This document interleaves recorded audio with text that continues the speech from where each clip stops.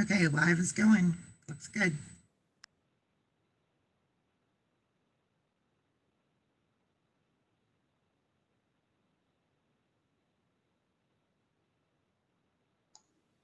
Hi, everybody. If you're just joining us, we are just in a little bit of a holding pattern. So we're going to be just waiting for folks to log in and log on, and we'll be getting our program started at 6 o'clock, so in about 4 minutes.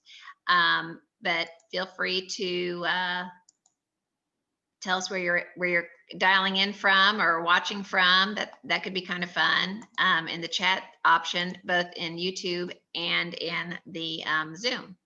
So we'll see what participation we have tonight.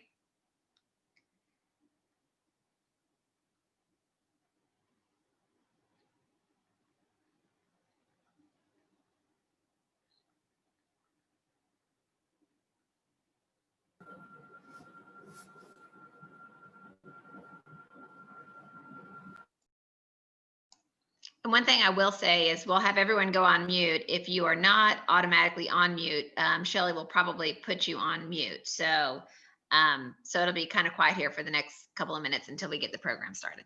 So thank you for joining us.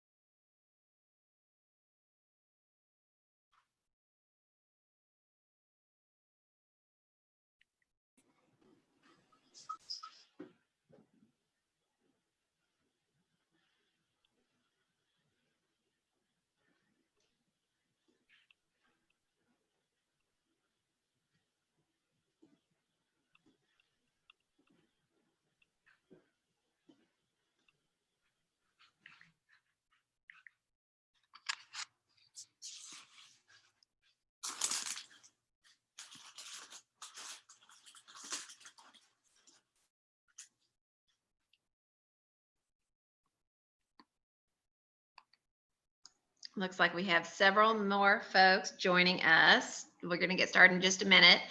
We had about over 60 folks who signed up to do Zoom. And of course, YouTube, you don't have to register. So hopefully we'll have more folks join us on YouTube as well.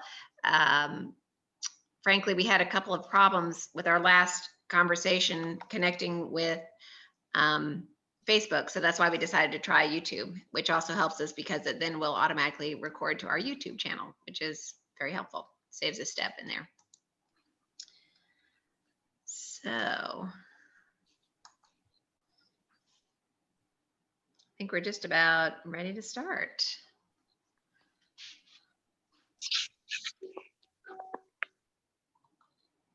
All right, it's 6 o'clock. Good evening. Thank you all for joining us tonight for our first September 2020 preservation conversation, ARDOT and GIS technology, mapping historic resources. I am Patricia Blick, the Executive Director of the QQA. I'm joined by Shelley Stormo, QQA Membership and Activities Coordinator. I would like to acknowledge the Quapaw Nation. They have generously underwritten this year's Preservation Conversation series. We would also like to thank our corporate and individual members. We would not be able to carry out our mission without the extensive support, especially in these most challenging times. You can find a list of our corporate members on our website at quapaw.com. If you're not a member of the QQA and you believe in our mission, preserving Greater Little Rock's historic places, we invite you to join and support the work we do. Please go to quapaw.com to join or make a donation. We ask you to join today. I would also like to remind you that this program is worth 1 hour of AIA CEU credits. Please mail us email us at qqa@quapaw.com to register your participation.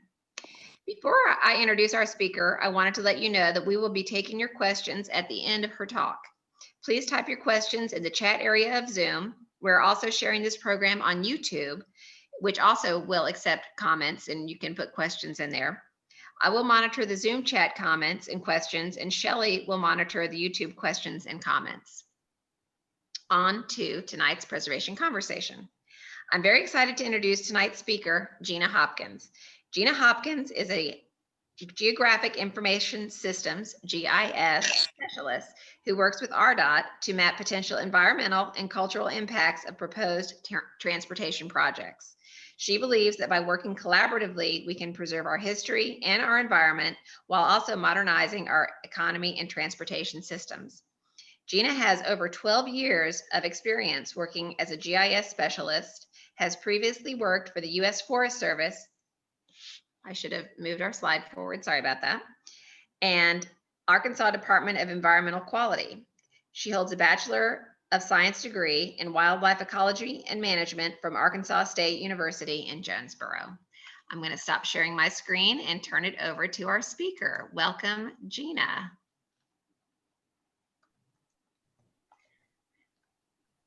Hi, everyone. Hi, I am, in fact, Gina Hopkins, and I'm here today to share with you mapping, historical maps, and mapping yesterday, today. Historical maps in GIS, because it's not just how ARDOT can use historical maps, it's how you can use historical maps and what a valuable resource they are for all of us. So how does ARDOT use the maps? And so there's so many valuable resources in a historical map, and that our assessments team can look at the historic Sanborn maps and find potential locations for buried underground storage tanks, long since forgotten, previous historical industrial complexes. There's one interesting place there in Little Rock that used to be a cross-tie factory that's now a private school, football field, soccer field. You know, you might want to know the background of that. Our natural resource guys can know, perhaps for mitigation from the General Land Office maps, we can know historic wetland and prairie locations, but we do work most closely with our cultural resource team, and on a more regular daily basis. So when they go out to evaluate a project before the project first starts, and they need to know what potential resources they might be encountering along the way, what they need to keep an eye out, or perhaps something was located and now they're writing a report and they're trying to document the history of the area and show the known history of that feature they have found. They come to us in the GIS team to be able to put their project location, the construction design, onto the map to see if we can tell, you know, with a relative accuracy and proximity of the project and potential impacts to that historic feature. So normally we use, there's some pretty standard maps. We can use a variety of things, but the typical ones start with the General Land Office maps, which are the survey plats dating from 1816 to 1859. Now that's specifically for Arkansas. The Sanborn Fire Insurance maps, which are 1885 to 1951. And those are particularly interesting because many cities were mapped multiple times. So you have 1880, 1900, 1920, 1950. So you can really tell a lot from those. The U.S. Geographic Topo maps, starting in 1887, running to roughly 50 years before the current time we're looking at it. So it's 2020, we'll say the 1970 USGS topographic maps would be historical maps. The 1936 Arkansas County highway maps developed by the Department of Transportation that we do have available on our website for the public to download, and historical aerial photography. So the General Land Office survey plats. In the 18 teens, The US had grown substantially, and they decided that the government decided we needed to know the measure of the land. You know, the government wasn't going to own this land perpetually. You know, the hope was to eventually divide it off and sell it to the people. So they sent out survey crews who divided the land in 6-mile townships and then further subdivided that into range and section.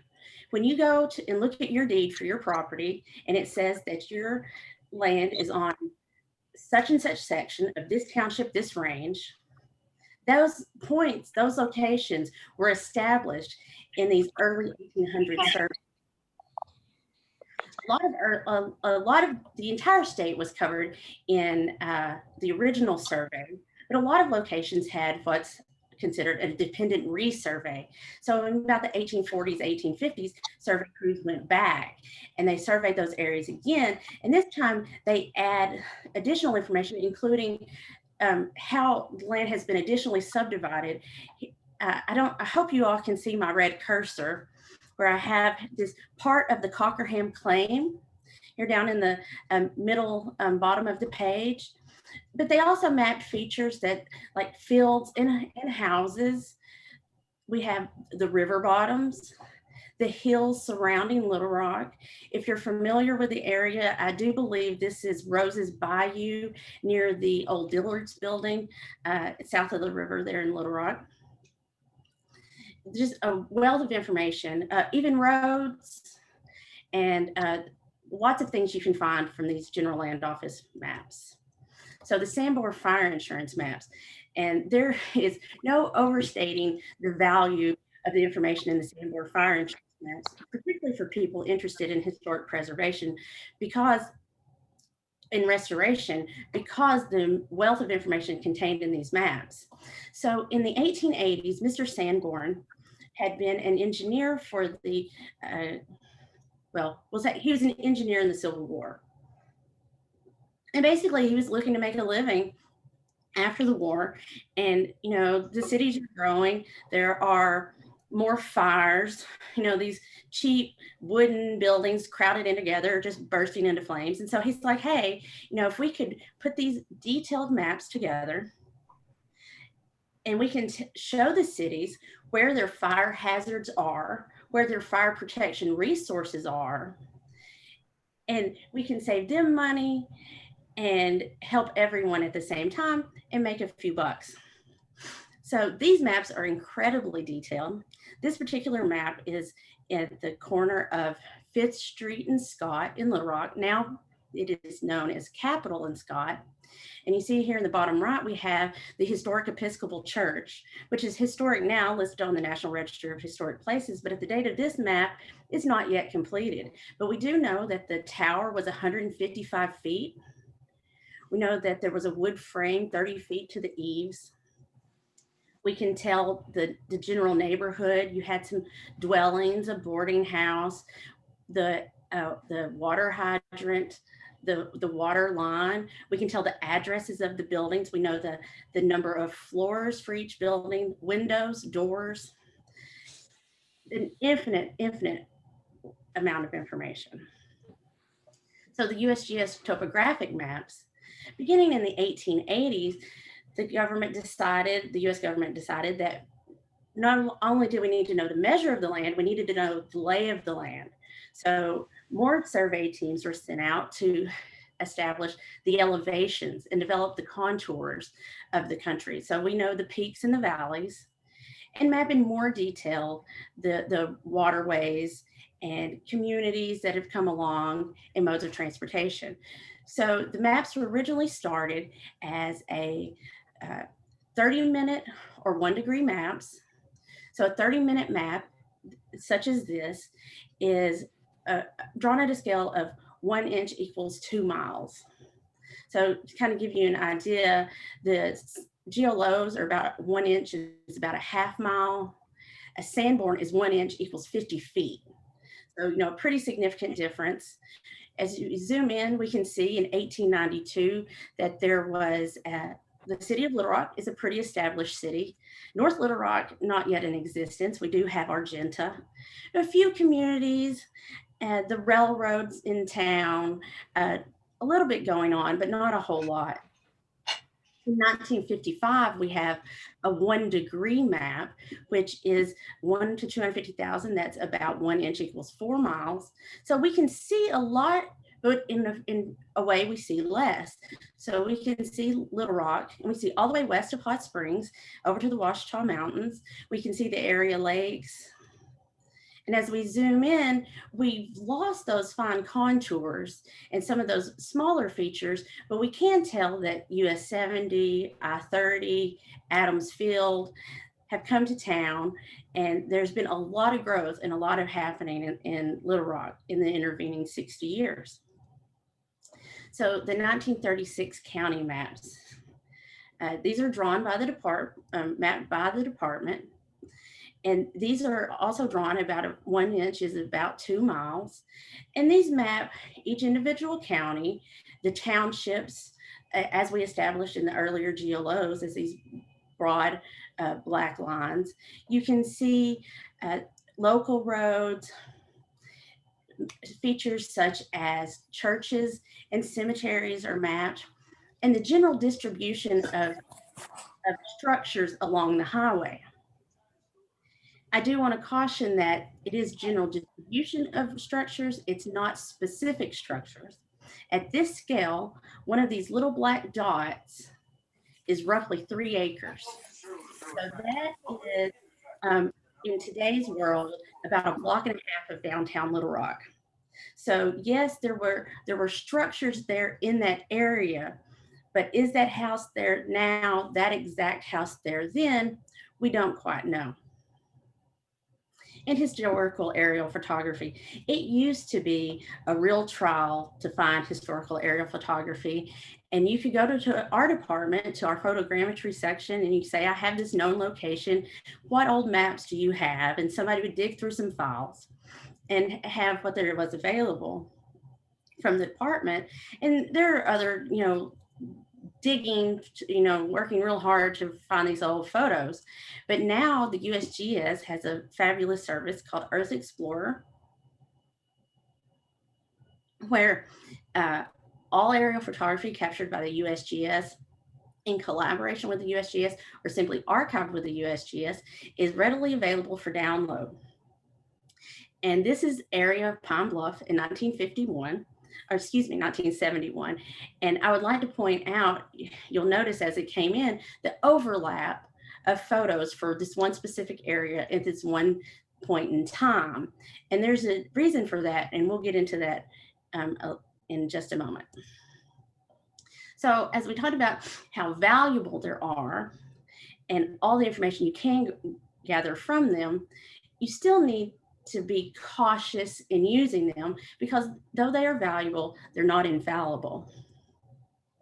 So here's an interesting GLO that we encountered in, it's a GLO for the North Little Rock area in 1819. And you can see there's a nice bold red line where someone has penciled in the Cairo and Fulton Railroad. And on first glance, you're like, oh, wow, the railroad was in North Little Rock in 1819. We were ahead of the game. We were, such innovators of the time. But on closer inspection, you're like, let me verify that. Let me check that out, see what the other research says. And a quick glance at the Encyclopedia of Arkansas will show you that the railroad didn't come to North Little Rock to 1861. So what happened here? Well, these are old maps and there weren't a whole lot of copies lying around. And so somebody had a map and they were like, the railroad's come to town. I want to add it to my map. And so they added it to their personal map. They're like, hey, here's the railroad. Well, somewhere along the line, that map became the map of record for that area. And so 100 some odd years later, we look back and go, oh, look, there's the railroad. Just be cautious and double check. Here's a fun one we encountered on, that's a mistake of my department's making, that looking at the USGS for Madison County near War Eagle Creek near Withrow Springs State Park. And if you coming down the mountain, there's a really steep curve crossing the creek, and that bridge is in need of replacement. And we've been looking at it and trying to decide what to do there. And when our cultural resource team went out to begin their earliest evaluations, looking at the 1936 map, and the creek's not in the curve. So why isn't the creek in the curve? So the creek's in the curve, the creek's not in the curve. And when we can, in GIS, we know these two maps are geographically referenced accurately. We know they represent the same location. And, you know, the map's just wrong. If you look closely, the curves in the road don't align. Excuse me, lost my cursor for a second. And then, but the creek is horribly, horribly drawn wrong. And so you might be tempted to think, well, you know, this GIS software can do some fabulous things. Let's just kind of bend it and see if we can put the creek back in the right spot. But no, we can't do that. Not only would it not really work out the way you imagine, but it just wouldn't be accurate. You know, we can't correct a historic record. It was wrong then, it's wrong now. So when doing their research and documentation, all they can simply say is that for this location, the 1936 highway map is not a valid resource because the map is in error. So this is a fun one with the GLOs that unfortunately I don't have separated out. So we do have the GLO, so it's this pale beigey transparent overlay over the USGS topographic map. And so you see the dashed line coming diagonally across, which represents the historic road or pathway, and then the double line for the Caddo River. And if you didn't have the topo or aerial behind it, it would be perfectly reasonable to say, hey, look, this is where the old road was. This is where I should go look for it now. But when we do overlay it over the topo map, you can see that the Caddo River goes up the side slope of this first hill and down, up Burnham Mountain, side slopes, and then falls back down the side. Well, folks, that's not how water flows. And I don't know everything, but I do know that Burnham Mountain has not appeared since 1841.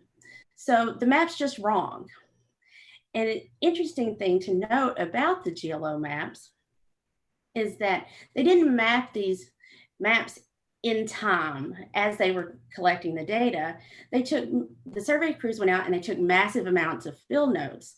And sometimes it was 20 or 30 years before the map was actually drawn and registered. So we don't know if, without doing an extensive amount of additional research, we don't know if the field notes were wrong or just the rendering of those field notes are wrong. But I would like to point out how nicely the section lines do align to the topo map. So those property lines that we described earlier are in fact valid. So sometimes in GIS, our culture resource folks or anyone looking at the map, it's not just culture resources, they're kind of getting the blame here, I guess, but we've had some natural resource mistakes too, have asked us to use maps in ways that they were not intended to be used. So here we have a 1916 road map of Arkansas. And this map includes the roads, railroads, waterways, any modes of transportation across the state in 1916.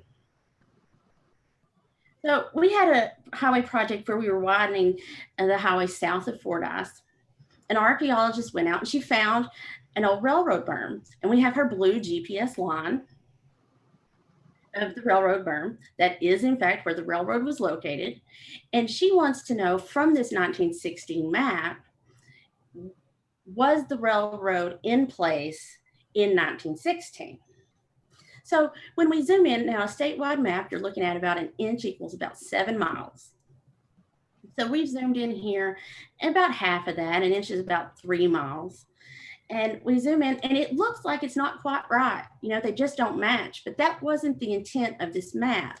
The roads on that 1916 map and railroads, all the corridors are not mapped with the specificity that that GPS data was collected. So it's far more likely that the map's just a little in error there than it is that there were two railroads. What she is able to state from this map is that yes, in 1916, there was a railroad from Thornton to Green Hall. So another project with a safety improvement from Morrilton to Salgahatchee on Highway 9. And we were able to, our agricultural resource teams were located some additional old pavement along the highway where the road had been realigned, or maybe an old roadbed, there's not even pavement. And you know, you used to see that a lot where the department would just build just to the side of the road rather than close the existing road, you know, during construction, and we would leave it. We don't do that much anymore now. You know, they removed those segments, but there are a lot of remnants around. But in an 1892 30-minute map, we do know that yes, Highway 9, or a road where Highway 9 is now, did follow that path. But we can't really state whether or not the road we're currently on, the road to the right or the roadbed to the left, is the 1892 road. So this is a cautionary tale about observer expectancy bias. Sometimes we get so enthusiastic about what we're looking for, we're blinded to what we actually see. And we had a very eager and excited archaeologist working on a very interesting project down in Chico County. And he had a plantation era home that he was researching and doing some archaeology on. And I found this really cool old map. And he's like, hey, I think this map has my house on it. It's there. You know, it's in the right place. It's got to be in. So he brings it to our GIS team and he asks them to please georeference it. And we're just going to show where it is in relation to the project and to the property. And that has to be it. And I just want to zoom in, you know, just for a little bit of emphasis of what we're seeing here. But when our GIS team looks at it and takes a step back, well, if there's the house by the Y in Chico County, there's a house by the Y in Bradley County, and a house by the Y in Dallas County, Morehouse Parish. Folks, it's a period. He just got so excited that, you know, he was blinded for what it was and saw what he wanted to see. It can happen to the best of us. So sometimes it's what we do in GIS to make the maps easier to use that can be kind of tricky for the non-GIS professional to interpret. You know, you might look at it and it seems to say something that it doesn't. So here we have a colorless, seamless USGS topographic map service. This is provided through the GIS, Arkansas State GIS office, where we can just bring it in. And, you know, we don't have to take the individual topo maps and try to remove all this information or just bring them in one at a time. We can just bring them all in at once. But it's deceptive because on first glance, you look and you're like, well, I-40 is there, and then it's gone, and then it's there, and then it's gone. And it's like, what seems to be happening here? And if a little too eager, you might think that I-40 was built in those sections. I mean, it's possible, you know, they couldn't have built it all at once. But what's happened here is actually the map to the far west here is from 1993. The map to the right 2/3 is from 1973. But this map to the north is from 1963. And simply this one map just predates I-40. But if you're not in the know, you don't know that that's more than one map. So looks can be deceiving. We have a similar problem with a GLO map here, or GLOs here in the Little Rock area. They're a team from from the University of Arkansas at Monticello, excuse me, had put together a collarless, seamless statewide layer of GLO maps. And so in their presentation where they were introducing this service at a GIS conference, I just asked them, I was like, how did you decide which plat to use? Did you always use the latest map? Did you always use the original survey? And their answer was, I don't know, we used the map we had. Well, the problem is, in this example, we have 4 GLO plats that have been connected, but these southern 2 are 1855 dependent resurveys. So they've been surveyed again. They have the additional features of the fields and the roads. And the northern 2 GLO plats are simply the original surveys. They have the township range and section and a few major water features. That's all they were set out to map. But not knowing that, if you step back and you look at it, you could come to develop all sorts of theories of why was distribution away from town or into town a certain way? What might be the reason that so far north, maybe they hadn't moved up there yet, maybe there was some element that made that unsavory, that just undesirable to go there. You need the full picture. So for the GLOs, I highly recommend using the BLM's website, where you can look at each GLO township and range block individually. And you can see the record of when the survey was commenced, when the survey was registered, how many times it was surveyed, and you can see each individual map, and you can see the change through time. So sometimes, for whatever reason, not everything on the map is drawn accurately to scale. So this is an interesting case from Fort Smith, where we have Rogers Avenue, 9th Street, and Garrison Avenue. And if we look closely up here in the top left, we can see that Rogers Avenue is 80 feet wide, and 9th Avenue is 50 feet wide, and Garrison Avenue is 120 feet wide. This is 1901. It's a well-mapped area. You have no reason, without looking at it and taking a ruler to it, to suspect that there's any issue. When we look at the 1908 map, we can see that Rogers Avenue is 80 feet wide, and 9th Avenue is 50 feet wide, and Garrison Avenue is 120 feet wide. And so what?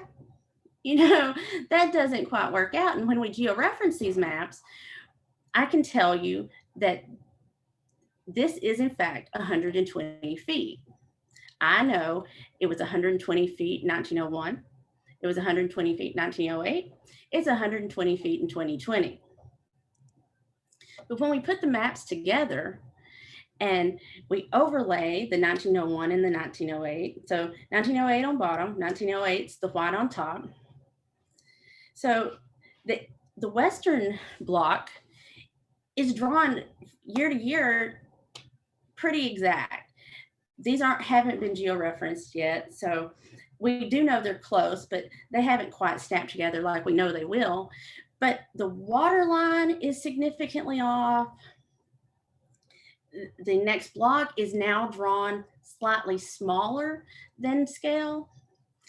And the whole reason this happened is somebody had a really pretty north arrow, and it was big, and they wanted to fit it on Garrison Avenue.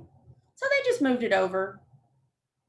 But nowhere is it noted that east of Garrison Avenue is not drawn to scale. So then with aerial imagery, not every aerial image is created equal.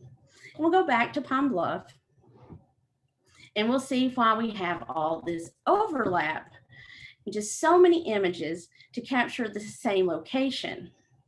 So when aerial photography was flown, and you had the plane flying at an angle and the camera kind of tilted at an angle. Only the things directly under the path of the camera are undistorted. Everything else has a slight skew to it. So they have to make numerous paths and numerous images to collect the same area. And so we can take that now and we can crop it and mosaic it together to make an undistorted image.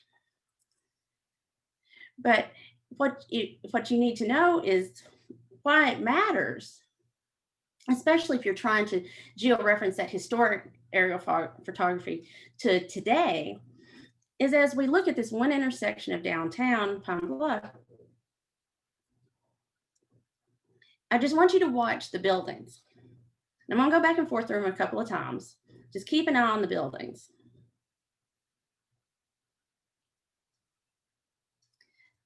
It's like they're moving and appearing and disappearing. And it's the shadows. So here we have a high rise. You can see the shadow of it. And maybe a few story little building here, maybe not. And it looks like we've got this C shape here with maybe a parking lot around it. But here we have a clear C shape, multi-story building, maybe 6-8 stories. But then this building completely disappeared. So was that a low rise?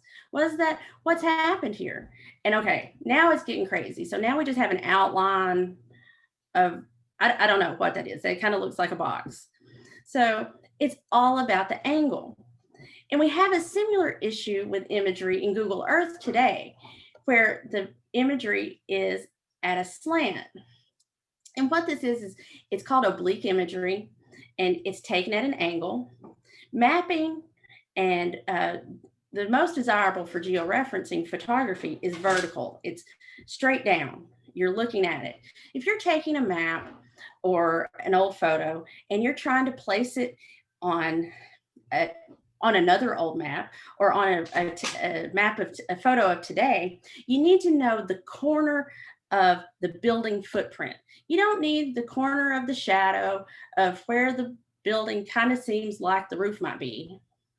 You need to know where the corner of the bottom of that building is so you can tie it to its actual place and time, or your georeferencing is going to be wrong. So typically with the department in our photography, we're looking more at a narrow, small area, and our flights are typically low elevation and very narrow. And so we are able to capture a little bit more of that true vertical. We do have a few shadows, but you can still see the building edge. So I want to go back, especially talking to a group about interested in historic preservation, and go back and talk more about those Sanborn maps, because they are the value is limitless. So the Sanborn maps are drawn at a large scale, which means there's lots of detail. And when we talk about scale, large scale means the features on the map are drawn large. So the Sanborn, you can see the house is big enough, you can measure it, and you can show me where the doors and windows are. Not the exact dimensions, but big enough that you can see the place of where they're located. Uh-oh, I have my dog is letting herself be known. I apologize. So then if you step back to the county maps, we have those 3-acre houses. And then we have, go back to the topographic maps, and the houses are small enough they can't be identified. And I know you can't make out all these interesting details, but I want you to see this is just the beginning of everything you can learn from a Sanborn map. So we have, you can tell if it's brick frame, wood frame, you can tell the purpose of the building, you can tell the windows, the floors, you can tell they have the racial makeup of the neighborhood. Some places they have the pavers of the pavement type of the streets. We know, oh my goodness, the purpose of the building. There's no end to what all you can gain here. And interestingly, the Sanborns were originally drawn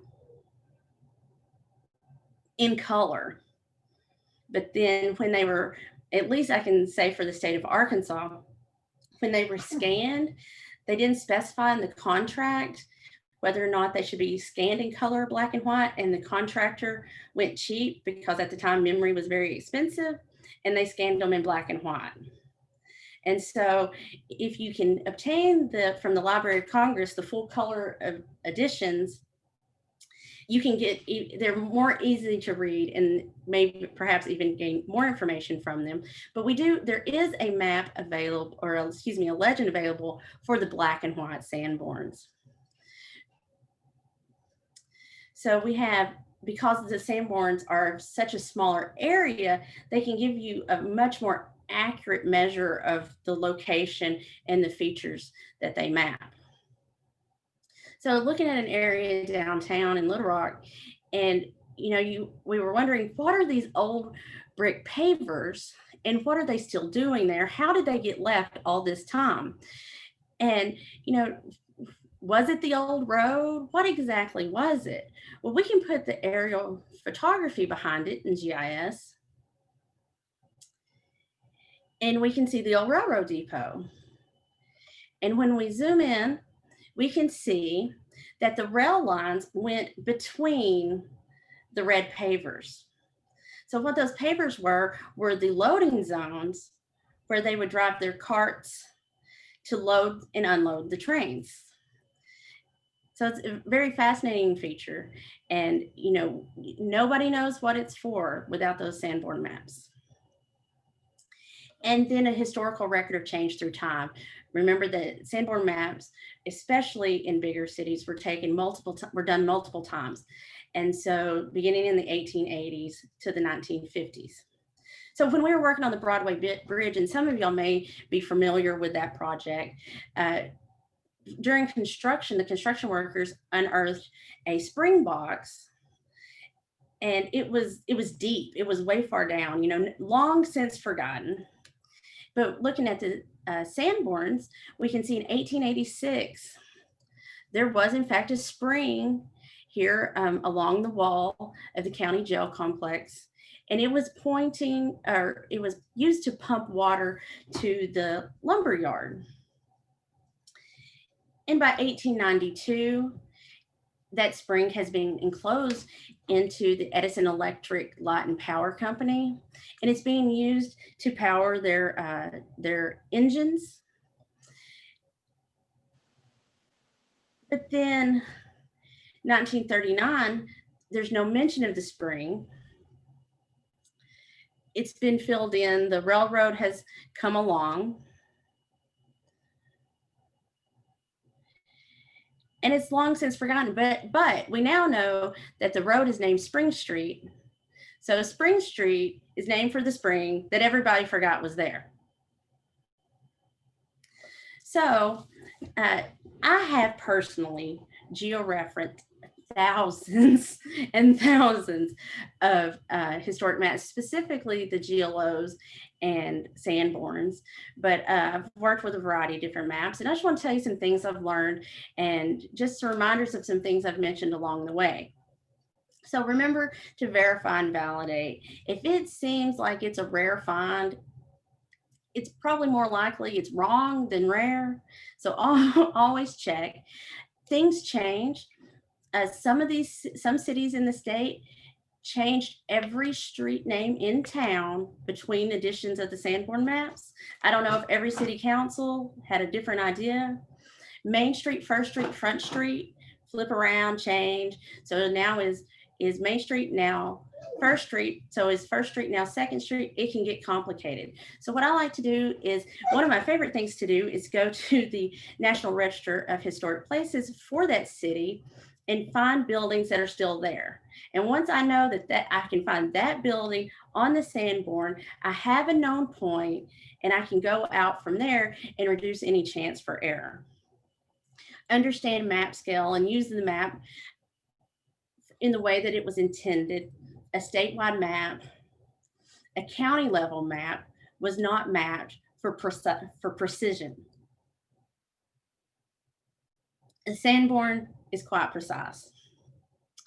Know that mapping may be flawed. Folks, people made mistakes in 1880 and in 1819, just the same as they make them in 2020. And the fact of the matter is that the harder the mistake was to fix, the more likely it is that it stayed. Not all georeferencing is created equal. This is true whether you're georeferencing for yourself or you're purchasing a georeferenced product, or downloading for free for that matter. The Sanborn Company is still alive and well today. It's a very successful global company, and they do have a subsidiary who will sell you a very small little georeferenced piece of a Sanborn map, maybe just the block your house is on. And it's georeferenced in a way, but it might be just a center point. Or maybe it's not the center point of that block, it was the center point of the whole sheet. And what you're getting isn't really quite right. So, double check, make sure that you use as many known control points. The more things you have that still exist today, that existed at that time, the more accurately you can georeference that map. And always beware of observer expectancy bias, and that you're seeing what is actually there and not what you want to see. So I just wanted to show, as we wind down, some other historic map examples.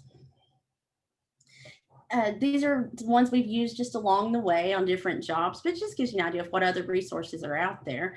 Historic city plat maps. Again, the statewide road map.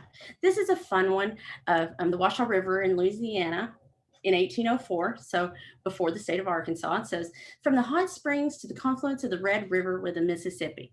Now, the river's changed since then. Of course, there's been some damming and, man-made natural changes to the sinuosity of the stream. So, but what we can say is that Arkadelphia is between Hot Springs and the confluence of the Red River. So Dunbar did go through Arkadelphia when doing his survey in 1804, because he went from Hot Springs to the confluence. He went through Arkadelphia. And this is a fun one, and I have to say I'm not quite sure what we use this one for, but it is in our library of maps we have used. And so this is the a Civil War era map of the drainages from Arkansas, Louisiana, and Mississippi. And so I guess if you get off a boat in New Orleans, how far can you get up and what way can you get into Arkansas? And finally, just some map sources. So we do have the statewide layer of the GLO plats available from the state GIS office. We have the, I highly, highly recommend the BLM website for the individual GLOs, because not only can you download the individual images, you have the history of it. Somebody's actually been through and entered into a table, the survey commenced date, who the surveyor was, the survey register date. And for some locations, you can get the field notes. That is in an archaic handwriting that's very difficult to read. Maybe you get, kick out of trying to puzzle it out. I have to admit, I have guessed wrong many times on thinking I know what it says. So be careful. It's not the easiest to read. The historical USGS topographic maps. The USGS has a map store that has all of the topographic maps from 1887 to date. You can get the Sanborn Fire Insurance maps from the Library of Congress. ARDOT hosts the 1936 county highway maps. Those are not georeferenced, but they're free to download. And then just additional maps. Library of Congress has all kinds, the Commissioner of State Lands, and then Earth Explorer with USGS. So as I close, I want to acknowledge my team and a lot of their work that was used in my presentation today. My section head, Robert Fueler, and our lead, Linda DeMacy, and Robert Reed, Bart Dudley, and Matt Strawn. And specifically in our cultural resource sections, which they got a good section and work with all of them, but I want to give a special call out to Christina Boykin, Nikki Sin, and Shelby Link. And finally, just to drive home the point about mistakes, we have an image of a 1915 engraver etching the map in stone. And I promise you, if I made a mistake etching it in stone, I left it. So just remember, just because it's old doesn't mean it's perfect. Thanks, everybody.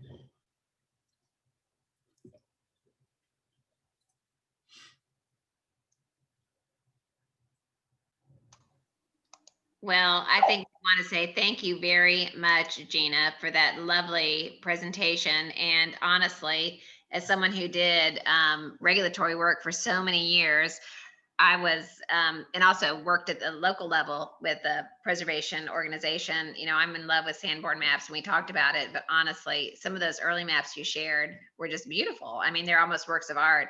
I worked at Mount Vernon, the home of George Washington, for many years. And of course, he was a surveyor, and he surveyed his property numerous times. And I mean, it was really an art. It was really an art when they would record the shoreline, of course, there on the Potomac, and as he acquired additional acreage. But I was really struck by some of those early maps that you shared.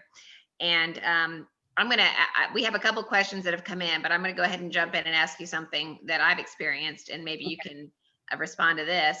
You know, a lot of that information out there is public information, but, you know, I experienced, especially after 9/11, which we're almost on the anniversary of, that some of the material has become confidential. So it may be accessible to you as an agency, a government agency, but is all of the information, I mean, especially I was thinking about when we looked at Pine Bluff, is that information that's available to the public too?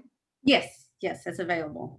That's amazing. I mean, because I was in an area that had a military installation, and there was an effort to try to keep that information a little bit more controlled, especially after 9/11. And for those of you that I'm friends with, we spent a lot of time at Lake Hamilton, you know, right next to Lake Washita. And I know sometimes dams are protected as well because they could be sensitive sites. So that's interesting to know.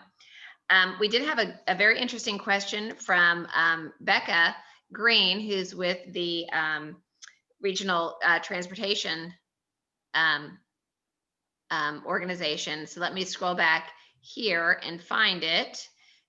Her question is, Becca Green, she's with Rock Region Metro. I should use their moniker correctly. I know the city of Little Rock has historic streetcar lines mapped. Does ARDOT maintain historic maps of bus routes? We're losing the generation that knew this stuff firsthand, and we need to preserve it. So I don't know if that's something. I don't believe we do. There was a lack of interest in our mapping division in warehousing old maps. And that's one of the reasons we only have the 1936 historic maps. And we don't have the long history of it, because, you know, we're still making those county maps, but they didn't have the interest within the department or the understanding of the value of keeping those. Well, that's unfortunate, but it could be something, I guess, maybe, Becca, we need to rely on Rock Region Metro to keep maybe an archive, and maybe that's an opportunity for them to archive their bus routes. And you know, the QQA, as many of you know, keep our archival information at the Butler Center, so that could be a repository for that as well. And so Becca responded and shared that with everyone, that we would love to start, you know, recording that information. One other question came in, or a statement: what Arkansas County lines have changed? What is the best source to find those changes? So where would you go as a GIS professional to record or show those changes over time for the county lines? A lot of times you have to go directly to the county. The state GIS office is starting to try to keep up with those changes for county lines and for city limits, but that's relatively recent. You've got to go and do the dirty work, and with the counties. Mhm. I'm going to toss it over to Shelley. Shelley, I don't know if we had any questions that came in over YouTube. So if you want to unmute and throw those out there too, we could do that.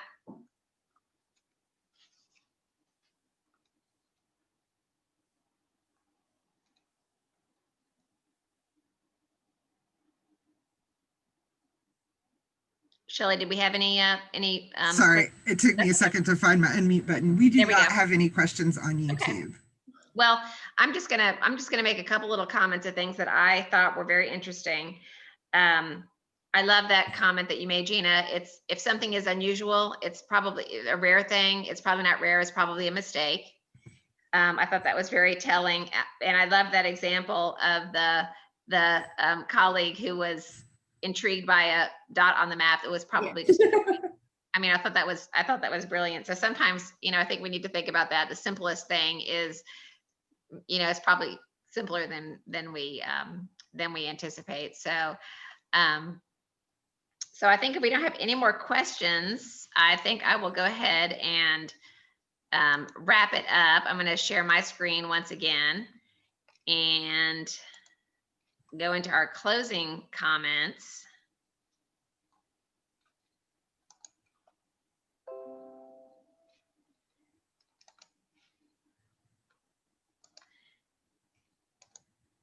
Okay. So, Gina, thank you again. That was lovely. And of course, as someone who has used maps for many, many years, I really appreciated that. Thank you. And actually, we continue to use them. So it's just interesting to have a professional GIS perspective on all of that. But before we leave tonight, I just want to remind everyone that we do have a preservation conversation coming up in 2 weeks. A little bit unusual, but because we had to cancel some of our preservation conversations this summer, we're going to be making them up over the next couple of months. So in 2 weeks, Thursday, September the 24th, we will have a virtual program, and the title will be Chimney Safety, Maintenance and Repair with Jason Ward. He is actually a professional firefighter and an owner of Firecrest Chimney Services. So we will have it on Zoom again. So you'll need to register if you want to use Zoom. And we will also have it on YouTube. I think this worked out very well as a platform. So if you choose to Zoom, you can just join at any time. So we would like to say thank you very much for coming tonight. We will see you in 2 weeks. Everyone take care and stay safe. Thank you all very much. Great to see everyone. Thanks, everyone.